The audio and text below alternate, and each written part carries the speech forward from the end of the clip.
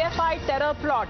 Now, what came across as the modus operandi there, we have looked at the training centers in the garb of karate training, how these training centers were used as radicalization modules, even how social media was in a way misused to radicalize the youth and also to lure the vulnerable Muslim youth. What is being said that there were 2 Telegram channels that were used. Now, as far as Telegram is concerned, there is no end-to-end encryption in it, but when it comes to Kashmir atrocities, that is what is being said was cited to lure the radicalize and to radicalize the youth there, to in a way brainwash them that you are, in a way, there have been atrocities that are happening to the community and you need to hit back. Let me go across to Priyank now. Priyank, what mediums were being used in a way to radicalize the youth there when it comes to social media and when it comes to physical training that was also being given to the vulnerable youth?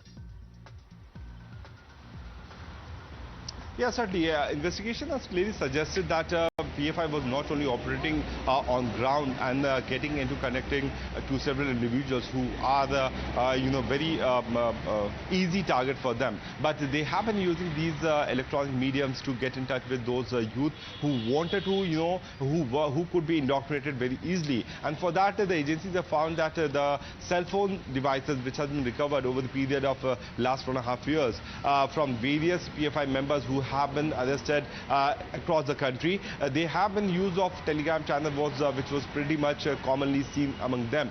When the analysis of these handset devices was seen, they were using the VPN method to get connected to other individuals so that their IP addresses cannot be traced. And not even that, since they have been very software like for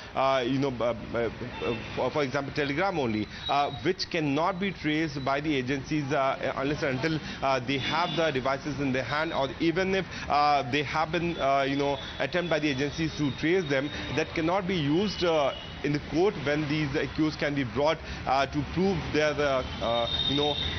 crime before the court, for which they have been quite a clear example that they have been getting in touch with several youth, not only in the southern part of India but also in Kashmir. So if you look at the length and breadth of the country where these PFI members have been trying to indoctrinate youth, that is not only segmented or the being particularly to one location. We have seen the example of how several individuals have been arrested from Bihar. We have seen that from western parts of Uttar Pradesh as well as from Kerala being a hub of PFI. These accused have been trying to indoctrinate them with various videos and propaganda material which they have managed to capture over the period of time. But whenever they were confronted, they came out with the same sort of strategy like what they came a few days back, that they are being targeted by the agencies just because they are trying to raise out the voice of the minority. But in the garb of talking about the voice of dissent, the PFI members... We've seen that when it comes to the Bihar terror module, how it was busted. When it comes to the terror module that was based in Telangana and Andhra Pradesh as well, that was busted by the NIA. These are the PFI charges that are based on the NIA FIRs that were used, social media misuse to in fact radicalize vulnerable youth. For the moment, thank you very much, Vivek and Priyank, for joining in.